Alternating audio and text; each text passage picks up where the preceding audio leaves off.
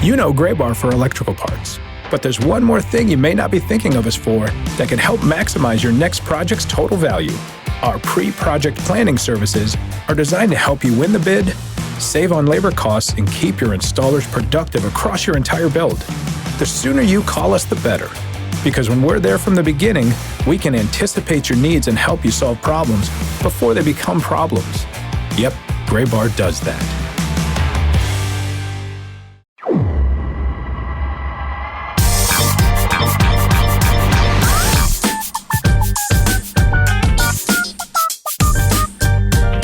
It's a holiday season, kind of. Do you guys consider this to be the holiday season when we get to Thanksgiving? I do. I have never really thought about it that way. I think the holiday season, I think it commences on Halloween. I think that's the inclusion. Yeah. That's my bold I think of the holiday season like, this is the way I think about it, and this is very East Coast centric of me, and I get that. But like the Macy's Thanksgiving Day Parade, we always used to watch it on TV. And then when Santa would come out at the end, like that's the start of the holiday season for me. Like that's when I can really start thinking about Christmas and the holidays coming up in December. I kind of like that. So I guess I count half of Thanksgiving in it, but I wouldn't say like we are currently in the Thanksgiving or the holiday season. As you drink Wawa from a snowflake cup this morning. 'Tis the season cup. Oh, it's blurred out on my filter. I'm Tyler Mon. That's Sam Dykstra. Ben, when does the holiday season start? Benjamin Hill, also in New York City. You know, I don't have as a specific example as Sam does with the Santa appearing at the parade, but I just look at Thanksgiving is the start of the holiday season. Okay. Thanksgiving, and then obviously that leads right into a long weekend with Christmas season in full swing. So to me, the holiday season is Thanksgiving through New Year's Day, in my humble opinion. I think that's fair. Hit us up. Let us know. Podcast@MILB.com. When does the holiday season start? And that'll do it for this week's episode of the show before No, I'm kidding. Welcome into this week's episode of the show before the show. We got a special one for you as we enter Thanksgiving week. We're recording this on Monday, November 21st. We're recording early because everybody's got to get out of here and go off to their Thanksgiving plans. If you've got us on the road to wherever you are headed to spend your Thanksgiving, we thank you for bringing along with us. That's what we're thankful for. We're thankful for all of you who have tuned into the show for, coming up on 8 years, which is insane. Before we dive in, what are you guys doing for Thanksgiving? Yeah, I'll be home in Massachusetts. I think I talk about this every year. I'm doing a road race with my mom on Thursday morning in her Sam's hometown. one of the people who is healthy about Thanksgiving. He burns the calories off and then he eats them, as opposed to me, who just eats them. Yeah, I don't do like football in the back. Like people talk about like really physical, could hurt yourself. Like I just go for a run in the morning. Yeah. But no, it's great. It's the Manchester Road Race in Manchester, Connecticut, where my mom grew up. She's been doing that race for decades since she was in high school. So always enjoyed doing that with her. The last 2 years, we've had to do it virtually. Even last year they held the race, but we chose to do it virtually just because my mom felt safer that way. This year we'll be back in person, so it'll be really special. Ben, what about you? What's the Thanksgiving plan? Actually, we are going having a little family get together at an Airbnb in East Stroudsburg, Pennsylvania. That's fun. Calling it the Poconos. I think technically it's not in the Poconos, but my brothers and their families and my family and my mom, just as a place to get everyone together. I think in our respective houses, apartments, condominiums, we don't really have a good, a natural host site right now. And so this is kind of a new attempt to get everyone together. And we could have a whole spin-off episode about my thoughts on Thanksgiving as a child of divorce. And just how difficult the holidays could often be with all that. But we'll save that for a very special episode of Thanksgiving. I don't necessarily always have, I like or a very special episode of the podcast about Thanksgiving. I do like the holiday fundamentally, but oh man, like I always have to like, hey man, it's a new year. It's a new approach. Don't let the trauma of previous years approach how you get to this holiday. Okay. I think that's fair and smart. Yeah, and I think it's like that for a lot of people. I mean, my situation's specific to me, just like everyone's situation is specific to them. But I think the holidays can be pretty difficult for a lot of different reasons, and everyone has their own holiday issues. Despite all the fun that surrounds them, it is often some of the most difficult, emotionally treacherous time of the year as well. Well, on that uplifting note, we will dive in. No, I think you're spot on. But I'm very thankful to be able to always do these episodes with you dudes. We get to have some fun around the holiday weeks, and I mean, we have fun 52 weeks a year doing this podcast, but we get to have some differently structured fun from our normal episodes of the Show Before the Show podcast. Around holiday weeks. And that's what we're going to do this week, as we thank you so much for tuning in. You can get in touch with us, of course, podcast at milb.com. You can find us on social media, or at least for as long as certain social media sites continue to exist. Benjamin Hill is on Twitter at Ben's Biz for however long Twitter's around. Sam Dykstra is at Sam Dykstra MILB. I am at Tyler Mon. And this week, what we are doing on the Show Before the Show is we have finally come to the end of the rollout of every minor league baseball X Marvel logo. The Marvel Defenders of the Diamond series will take to the field in 2023. Minor League Baseball and Marvel Entertainment partnering on an exciting 3-year program called Marvel's Defenders of the Diamond, featuring 96 different minor league clubs across all 4 levels. This past season, of course, each of those clubs hosted at least one Marvel theme night at their ballpark. And this coming season, teams will dress up in Marvel-inspired logos and uniforms. Last year's events, or I should say this year's events, included minor league baseball themed comic books, Marvel themed activities, promotions throughout the game, superhero character appearances, some Marvel themed uniforms, all that. And now going from, let's say an Iron Man night this year, coming up in 2023, teams will have their very own Marvel inspired logos and uniforms. So which of us, I know it's not me, which of you two is the biggest Marvel dude? Sam. No, do I have to just admit myself? Yeah, it's got to be you. Yeah, you can just say it. Like, it's fine. I'll wear that badge with pride and honor. I don't know what's your favorite Marvel institution? Oh, that's a good question. It's very basic to say Captain America, but I think the Captain America movies are the best. Okay. There are some other good ones, obviously, like what's happened with Thor recently has been really good, and Guardians of the Galaxy. Black Panther has been great. Amazing. I haven't seen the new one, but I am a little incredible. Down on the most recent movie. Oh, I love the first one. The first one is, I think, the best Marvel movie, bar none. It's amazing. You could debate Infinity War or Endgame in there, but I think Captain America, he can be a canvas that you can just paint so many things on, because he's just strong and has a shield. Like, so there's so many things you can pour into it. Captain America Winter Soldier was just basically like a 70s spy noir type movie, like just in the shape of a superhero movie. So I lean towards Captain America, but I mean, I eat everything up. Like, I think Loki was one of the best seasons of television recently. Anything that comes out about Marvel, I'm usually watching it. So, including Black Panther on opening night. So we know who the captain of our Marvel brigade is, and that is Sam Dykstra. However, he's going to be picking second in our minor league baseball Marvel Defenders of the Diamond logo draft. So what we are doing, we are each picking 5 team logos, our favorite logos from the Defenders of the Diamond universe, shall we say.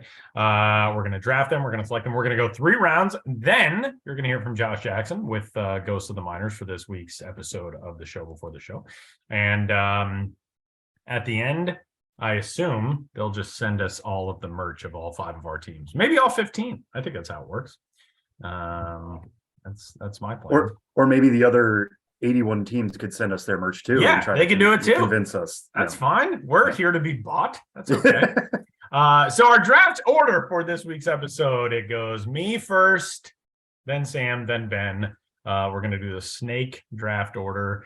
Whoever steals a pick from somebody else will get the first laugh of the day. Sam brought up the random generator thing, and my name was in there last. And I was like, what a surprise. I get last. And he said, no, you idiot. I have to click the button. And then when he clicked the button, I got the first pick. So I was very excited about it. Does anybody need to declare anything before we get started? No, just that apparently being a Karen works. Is what I've learned here. On this episode, I get to be as whiny and complainy as I want.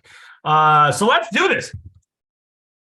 the first overall selection in the Marvel Defenders of the Diamond logo draft. Now, again, we're doing just the logos because the hats look a little bit different from the logos. We don't know what the full uniform spread is going to look like, blah, blah, blah. But with the first selection, I've been debating between two that I want to take first overall, but I think I'm going with the Sugarland Space Cowboys for overall pick number 1. Sugarland's logo, it is not as Marvelized, I think, as many other logos, or maybe it's more Marvelized in its normal iteration than a lot of other logos. But I just think Sugarland's, I really like that Space Cowboys look. I like the logo. I like the concept. I love the idea of an astronaut wearing a cowboy hat on top of his helmet. I think it's ridiculous and great. My favorite thing about it is the stars reflected in his futuristic visor. But Sugarland's Defenders of the Diamond logo is very cool. They got a moon behind the space cowboy. He's a little more robotic than he is maybe just like a standard next generation astronaut. He's holding a baseball bat, which, in space, balls fly almost as far as they fly at Coors Field. Hashtag Coors. And I dig it. So I'm going Sugarland first. Sam, fire away. I guess I'm going to keep the space theme going. I'm going to go with the Rocket City Trash Pandas. Because Rocket City, when they originally came out with their name, the Trash Pandas, and they showed that it was going to be a raccoon, I think a lot of people, including director James Gunn, I'm pretty sure he quote tweeted about this, made the connection that it's essentially the Rocket City Raccoons. Rocket Raccoon is a Guardians of the Galaxy character. There's a lot you can do with that. So when Marvel came out with this collaboration with minor league baseball, I thought this could be really cool.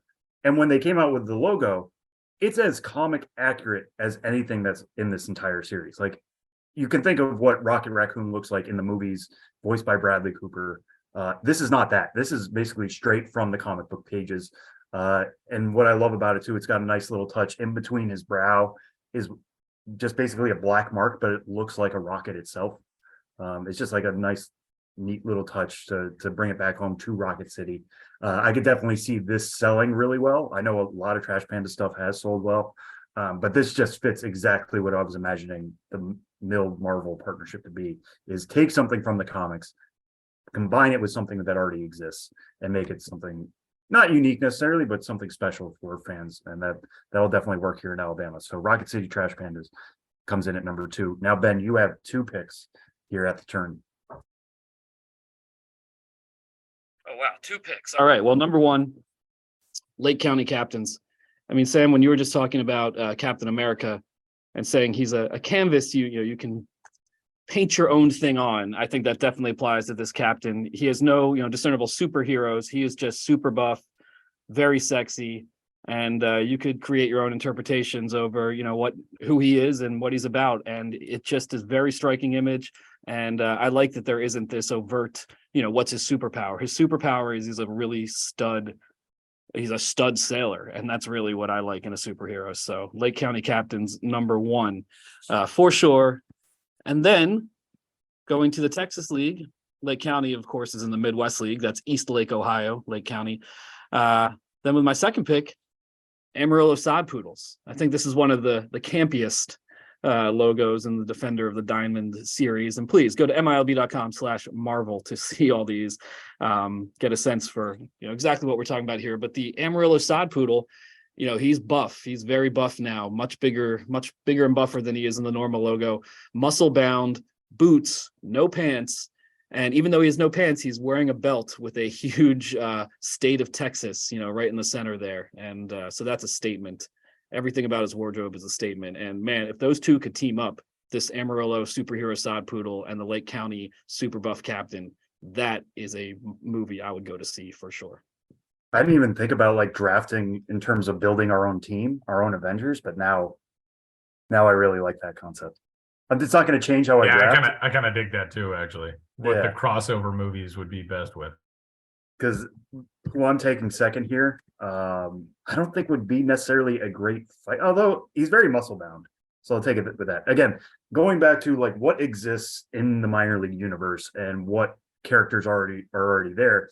This team has a guy who pops out every game. He sings "Take Me Out to the Ball Game." Ben probably already knows who I'm talking about. The Reno Aces basically did a comic book version of Mr. Baseball. Now, Mr. Baseball is just a thing that pops out. If you Google Reno Mr. Baseball, one of the first things that came up for me was, does Mr. Baseball have a body or just a head? And now we get an answer to that. You can see him in this Reno logo. Again, It's a story. It's a story from the Reno newspaper and the Reno Gazette Journal. And the headline is, does Reno Aces Mr. Baseball have an entire body or what? I love that headline. Like, we should do that more often, of just ending a question with "or what." Like, what's the deal here?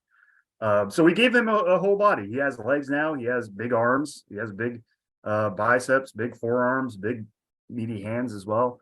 But he still has the same look on his face. He's not angrier. He's not meaner. It's the same Mr. Baseball that people in Reno know and love. So I love that, like taking an aspect of the ballpark, marvelizing it in some way, and especially keeping it within the baseball universe as well. So Reno's Mr. Baseball is my second pick. Tyler, you're up. I'm stuck reading this Reno Gazette Journal article, actually. Okay. I for my third pick in the Marvel Defenders of the Diamond draft, when I worked in minor league baseball, there was one character in the minors who I loved above all others. And apologies to the mascots of the teams for which I actually worked, but the Winston-Salem Dash mascot, Bolt, is a character that I love more than my own family. Bolt is like the cuddliest, most adorable mascot on the planet. And the Winston-Salem Dash, it's like a little difficult to come up with, a whole lot of graphic elements around the team name Dash. But Bolt gives you an option of a character that you can design a thing around, and they nailed it with this Bolt logo. He's kind of streaky. He looks like he's flying through frame at a very high rate of speed, and he's still just adorable. He's just like the cutest mascot who's ever lived. I love Bolt. I want to give him a big hug every time I see him. I am, as I've noted on this show before, I'm not the target market for the Defenders of the Diamond initiative, just because I have not seen a ton of Marvel movies, and yet probably going to buy this Bolt hat because I love Bolt so much, and that makes me exceedingly happy. So I'm going with Winston-Salem as my second pick. And then for my third pick, I'm going to stick in the W's, actually just one alphabetical team name ahead of Winston-Salem. I think Wichita's logo, the Wichita Wind Surge logo, is phenomenal. And with apologies to our good pal and friend of the podcast, Todd Radom, who we've had on the show, who did Wichita's full logo set, I kind of like this Marvel logo, even maybe a little bit more than the full logo set. It's gorgeous. They kept the horse theme, but it's more like a full-on Pegasus, which I know is part of Wichita's graphic element for its main logos. But the wing is very pronounced in the Wichita Wind Surge Defenders of the Diamond logo. So I'm going with Wichita for pick number 3. Yeah, I could totally see this being an actual character. Yeah. Wichita was on my list. It's not enough to get me to curse, which I promise I probably will at some point. Good. But no, Wichita was definitely on my list because it looks like an actually realized character. Yeah. Yeah. Okay, Ben, fire away. Wait, no, it's back to me. Fire away. You're back to you. All right, I'm between a couple here, but I'm going to go with the one that similarly, like, it's a logo set that we're just learning more about, but this one I like even more than what they currently have. I'm going to go with Beloit with the Sky Carp. Again, like the Sky Carp, I really like the new name of it. I think they're pulling it off really well. I like the tie-in, the fact that there are a lot of geese around that area, and Sky Carp is another word for geese. But what they put off here is just it's just a goose, but it's got like the aviator glasses, it's got the aviator hat on, it's got the scarf like flying behind it. It just looks really cool. It looks straight from the pages of a Marvel comic. Like, I don't know exactly what this Sky Carp would do in the Marvel universe. I don't know like what its powers could be other than flying, I guess. But it just looks like something. Oh, this is a different brand, but like a Darkwing Duck, or we may talk about Howard the Duck later. I don't know. It looks very, very cool, and I could see the selling very well. I could see it really clearly on a hat. It just exudes some, I don't know, neatness to the name and to this brand that I really like, and I hope it's something that they use a lot more moving forward, depending on how the response is going to be around Beloit.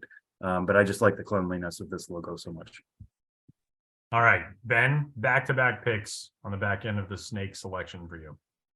Back to back again. All right. Well, After picking Lake County's Studley captain, I have to go with his sort of more brooding, swarthier counterpart, Stockton Ports, 5 o'clock Doc. He is another stud sailor, but he's got more of a menace to him. He's called 5 o'clock Doc. He's got a 5 o'clock shadow. He's got tattoos. He's gotten into some misadventures, when he's home after life at sea. Those sailors need to blow off steam. When he's on leave, when he's on shore leave, as they say. On leave. So, of course, I want to pair him up with the Lake County captain. They're the sort of light and dark of the stud sailor dichotomy. And then beyond that, this Stockton Ports, tells the story of Stockton. They've actually had a 5 o'clock Dock sailor alternate logo for a lot of years, referencing their status as the asparagus capital of the world.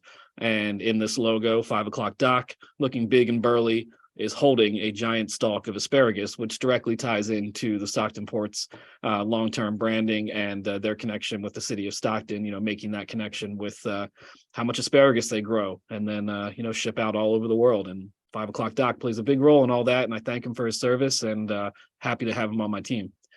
I dig it. We're gonna pause at the end of round 3, which is my fault because I said take back-to-back picks, and you do get back-to-back picks. But this is like when the draft goes to a commercial and you get to talk about your selection for a little longer. So it's good news for you in your draft war room because we owe you some Ghosts of the Minors. Now, what would be cool is if we had some sort of Marvel artist on retainer who could design some Ghosts of the Minors Defenders of the Diamond logos. But I don't think we have that kind of coin in the show before the show coffers. But if we ever were able to come up with it, we'll let you all know. John Jackson stops by for Ghosts of the Minors, non-Marvel related. Next.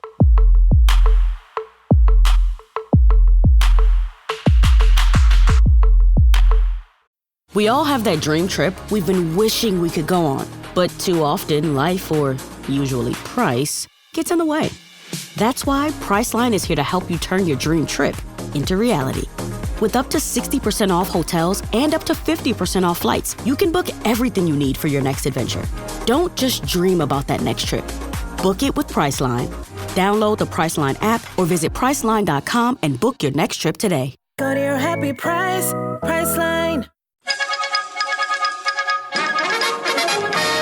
We interrupt this podcast to bring you another thrilling edition of Ghosts of the Minors. Now, here's your correspondent and host, Joshua Jackson.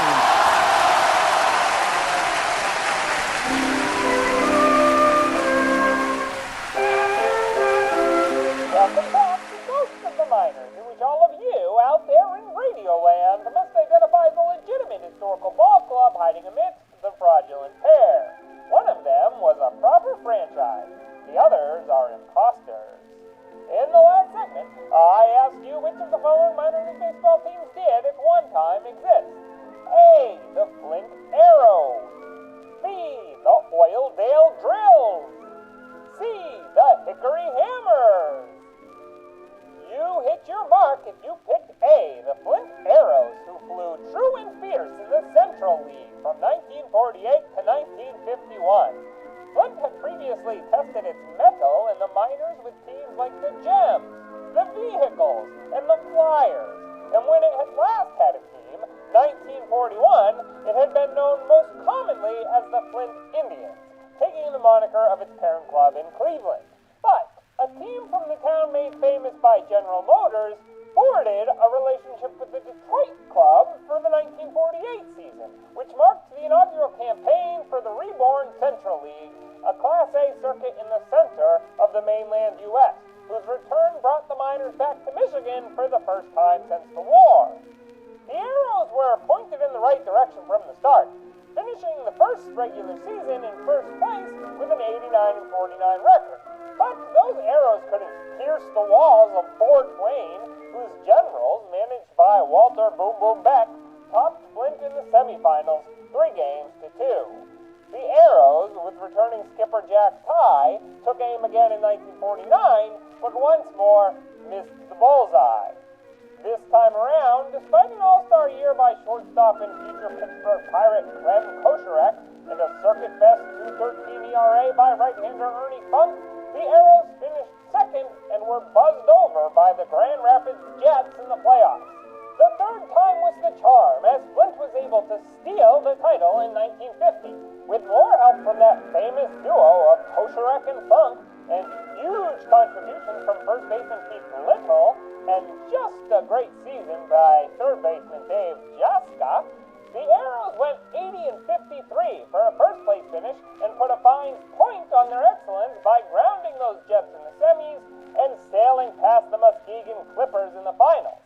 But the next year, no longer playing under an agreement with the Tigers, Flint failed to strike up any fan interest whatsoever. In fact, the Arrows suffered slings to such a degree that on August 22nd, they tried to turn around their season-long box office woes by adjusting the game's start time, but that resulted in a paid attendance of 37, a low mark to that point. Yet some sources report that a couple weeks later, on September 6th, the Arrows reached into their quiver and found only 2 fans in the stands. Things didn't go a heck of a lot better on the field, as Flint went 38-98 to finish, one should hope so, in last place. After those horrors, for the season of 1952, Flint fans had reason to cheer. Their team and the entirety of the Central League was no more. And that's how the Arrows missed. Now, on to the question for next time. Which of these teams suited up in the minors of yesteryear? A, the Mayfield Clothiers. B, the Mayberry Button-Ups. C, the Mayville Shirt Sleevers. Want to know the answer? Call the dry cleaner. Or tune into the next Ghosts of the Miners. But for now, you'll have to excuse me. My producer Ben Hill is excited to eat more Thanksgiving dinner, but he's too sleepy from being such a tryptophan.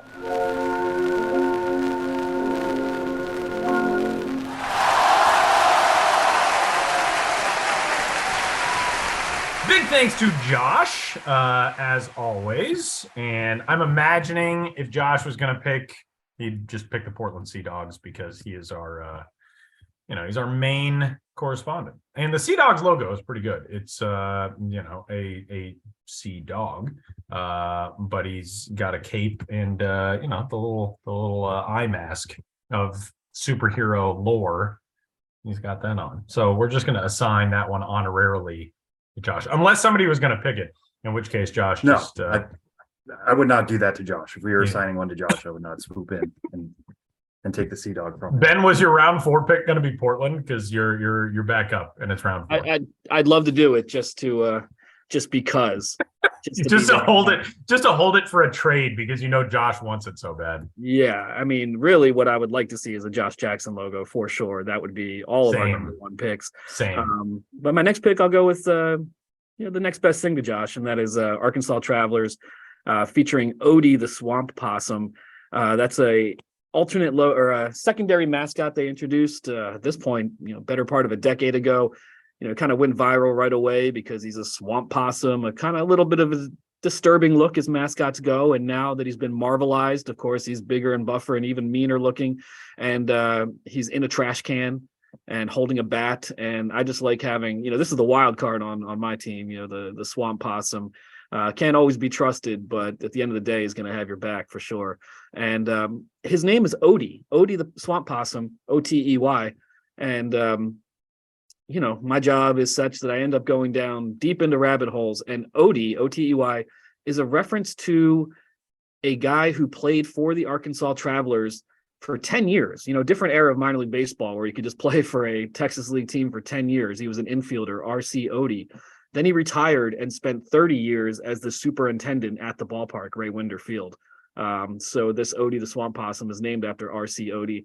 And I wonder what R.C. Odie, who is, been deceased for a number of years now, would think about having a swamp possum named after him. And now that swamp possum is a superhero being talked about on a podcast. Talk about your name living on in ways you could never really ever predict during your lifetime. RC Odie, this one's for you, and the swamp possum is on my team. I like that. That's pretty good. I also love that we could just describe a logo and it included the phrase, quote, and he's in a trash can. Sam, go for it. All right, I'm also going to do one based on an existing mascot. This is Las Vegas, and their ode to Spruce the Goose, their mascot, who I think has come about as a result of their change to the Aviators. The Spruce Goose, I was looking this up before we were recording. The Spruce Goose is like a plane that was built and has ties to Howard Hughes. If anybody has seen either the movie The Aviator or even better, the Simpsons episode where Mr. Burns opens the casino and creates the Spruce Moose, which is a tiny little model plane, and he tells Smithers to get in, and when Smithers refuses, he puts a gun to his head. You're familiar with the idea of the Spruce Goose. Yes. So they have Spruce the Goose, who's literally just a goose. Well, not literally, he's a mascot dressed as a goose.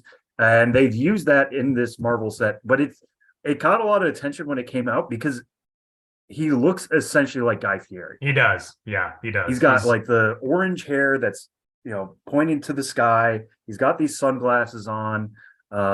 He's reaching towards something. That doesn't have to do with Guy Fieri, but it's just an interesting choice that he's like reaching out, looking like a rock star, but also looking like he's going to cook something up in the kitchen. I don't know.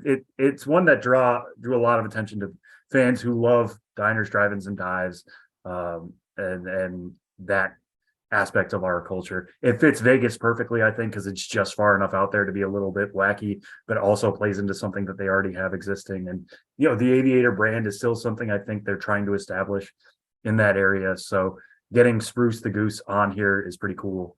But yeah, just the Guy Fieri-ness of it, I think, is hilarious and definitely grabs your attention when you're scrolling through this list of logos on MILB.com/Marvel.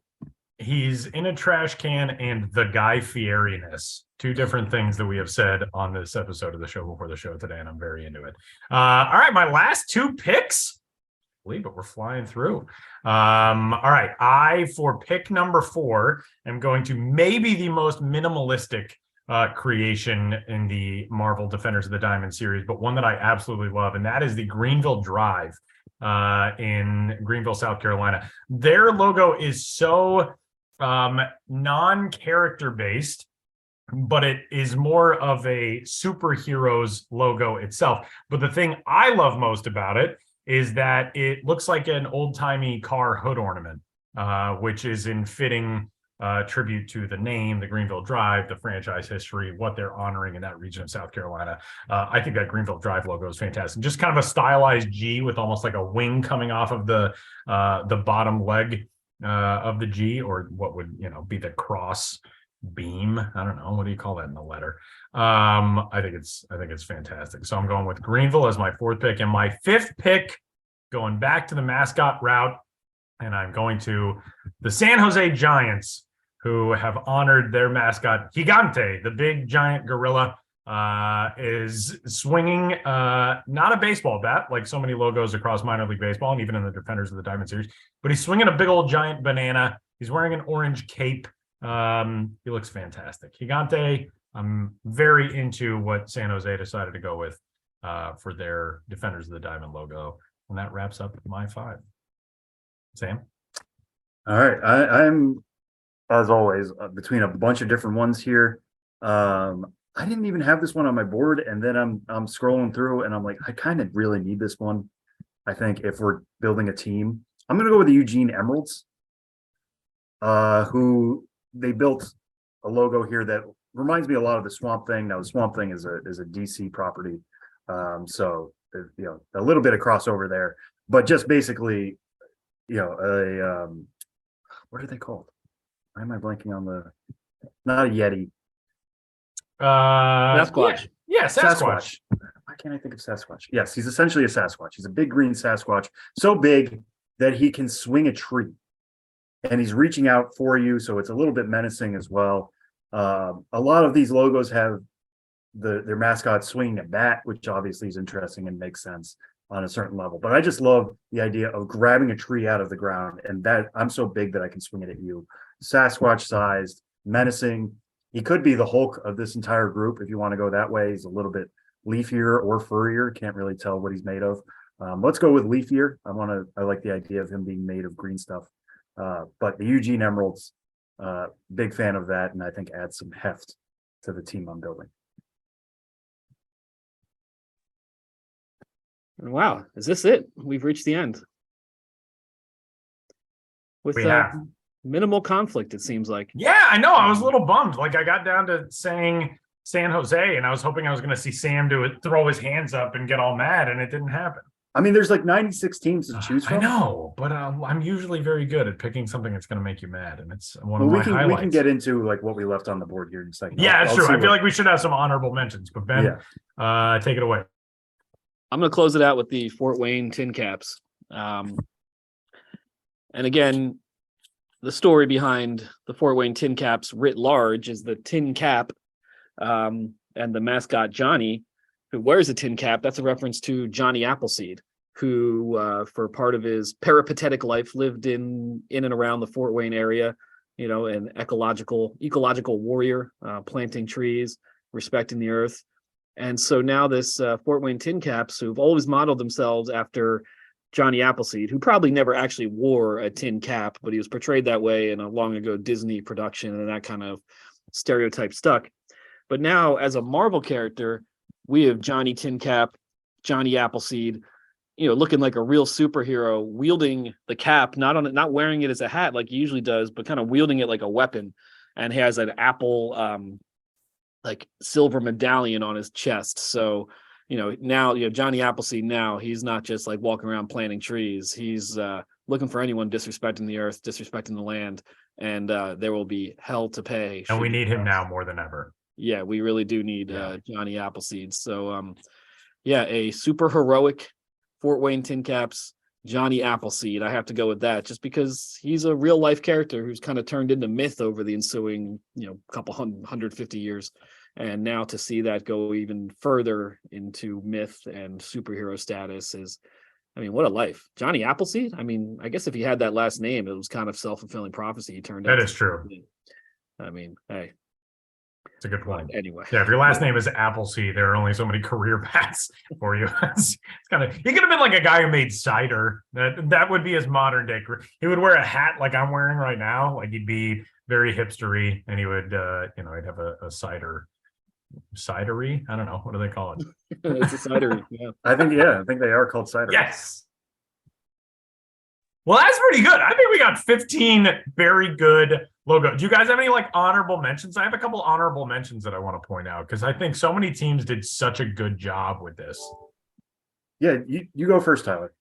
Okay. I think that the Lake Elsinore Storm, I think, did a fantastic job with theirs. Lake Elsinore's, it looks more like something that you would have seen like in the Assassin's Creed games, but they kept the eyes somewhat that you know and love from the Lake Elsinore Storm's primary logo, which is less of a quote unquote logo than I think the traditional definition of a logo is, and yet it's probably the most recognizable in minor league baseball. But Lake Elsinore's is fantastic. It's sort of a mysterious head that's kind of wrapped in a hood or a shroud that is bright red, the color of the Lake Elsinore Storm. I also think the Memphis Redbirds did a really good job. Their logo looks like just a Marvel superhero called Redbird. You know what I mean? Like it's just a guy with like a hood that looks like a cardinal on top of his noggin. I think it's fantastic. I think like if you paired him up with Green Lantern and you were like, oh, this is Redbird, he's a new member of the Marvel universe, nobody would think that was not already a thing that existed. So those two, there are a lot of really good ones, but those two I really like. Yeah, Memphis is giving me strong Space Ghost vibes. Yeah, Space Ghost, coast to coast, along with Redbird. Yeah, along with Redbird. Redbird fills in on Friday nights. Yeah, Space I like Ghost chooses not to come in. The two I wanted to add to the list here, Montgomery, just because your name is the Biscuits. Like there's only so much you can do with the Biscuits, but they have essentially an anteater mascot as it is, Big Mo. And our friend Michael Clare tweeted out that this was his favorite. So I want to give Claire a shout out and thank him for tweeting about the whole Mill X Marvel partnership. But it's Big Mo holding the biscuit, very menacing, like in that hero pose, like he just landed. Somehow he's like steadying himself, but also holding the biscuit like he's going to chuck it at you. Yeah, somehow. Like the biscuit. He's got a never-ending supply of lethal biscuits that have been sitting around for too long, so they're hard enough that he can like throw them through you. It's a biscuit grenade or something. Like it's going to explode and butter's going to come out everywhere. I don't know, whatever you want to think about it. But it's when your name is the biscuits, there's only so much you can do that isn't very family friendly or like wholesome in some way. So this being even slightly menacing, I think was really well done. And the other one was the Greensboro Grasshoppers, which like immediately when you think of that and you think of Marvel, you think, okay, this is going to be pretty close to Ant-Man as much as it can be. And this is like I don't want to say photorealistic grasshopper, but it looks like an actual grasshopper. It's got the big orange eyes. It's got a logo behind it.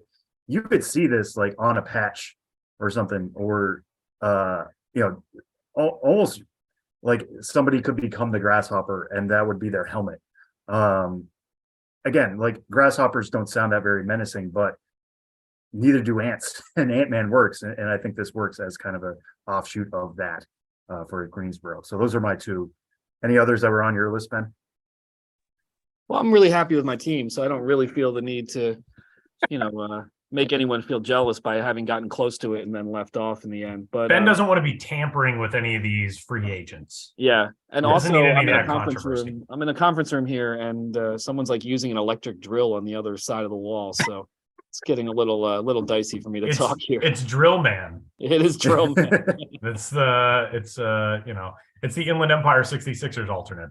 Well, I think we got a very good crew here. And again, you can go to milb.com/Marvel. You can also go to milbstore.com, and that is where all of the merchandise is now available for your favorite teams, minor league baseball, and the Marvel Defenders of the Diamond series. I think this is some pretty good stuff. You all can get in touch, podcast@milb.com. Let us know what your picks would be. But conveniently enough, all of this stuff is available for you to order right before the holidays. It's pretty cool that way, the way they did it. So I guess that's it for this week's episode. Real quick before we go, choose a leader for your team. The captain. I'm being led by the Lake County captain. That makes sense. Tyler, who do you got? I think the logical pick for my team is the Sugarland Space Cowboy, but Bolt from the Winston-Salem Dash is so damn lovable. I just feel like Bolt, he steps in front of, his enemies, and they, he warms your heart. Nobody's going to be mad at Bolt. He's adorable. I think Bolt. I'm more into diplomacy and peace than I am into fighting. So Bolt. But if we need to go for it, then I got the Space Cowboy. All right. Well, here's the backstory on my team. Las Vegas Spruce the Goose and the Rocket City Raccoon both want to be leader, but everybody knows who's the real leader. It's Mr. Baseball. Okay. I like Mr. Baseball is the even-keeled, takes charge, but isn't afraid to delegate. He's the guy you trust in the big moments. He's the guy in the middle there. He always just wants to go out to a ball game. That's what he wants. That's what you want in a leader. So Mr. Baseball's leader of my squad. And on that note, I got to go read this Reno Gazette Journal story on whether or not Mr. Baseball has a body, because it looks hilariously written. And I want to have been in on the pitch meeting for the journalist who said, like, all right, here's what I'm thinking for this week. Good I went out. I visited Mr. Baseball in the outfield lair, and I went inside him. But it's like sounds like a weird night. Yeah, but no, it's I have to dig out the pictures and look at it, but you could go because he's a huge baseball, and so man, all right, I need to go look at the blog post and try to remember what it was like, but see if there are just like some legs and a body dangling from it. Yeah. As I started to talk, I realized my memories are quite vague, but I was out there spending time up close and personal with Mr. Baseball in Reno and a couple years back, and it's a good memory, even if I can't remember it as well as I'd like to. Well, there is some great stuff. Head to milb.com/Marvel and check out the Marvel Defenders of the Diamond series. Fellas, and everybody tuned in, have a fantastic Thanksgiving. Please travel safely. I'm going to be working. I am headed to. So I'm currently, I surprised some family, came to a little beach town in New Jersey where my family is spending Thanksgiving, but I actually have to leave on Tuesday, headed to New Orleans to call some college basketball on Tuesday. So if you're super bored, you can tune into our game. We play at 4 Eastern time on Tuesday. Just throw it on during your Thanksgiving meal. People will be like, what is this? What is going on? Why is this guy yelling so much? But for you dudes, enjoy Thanksgiving. Sam, stay healthy while running, please. Don't fall. Don't do anything crazy. And Ben, enjoy the time with the family. Give Harry a big hug from all of us, even though I've never met him. And we'll talk to you all next week. Again, the thing that we are most thankful for on this episode is all of your support for the last 7+ years. And thanks for tuning in to this week's episode of the Show Before the Show. For Sam and Ben and Josh, my name is Tyler. Happy Thanksgiving. We'll catch you next week.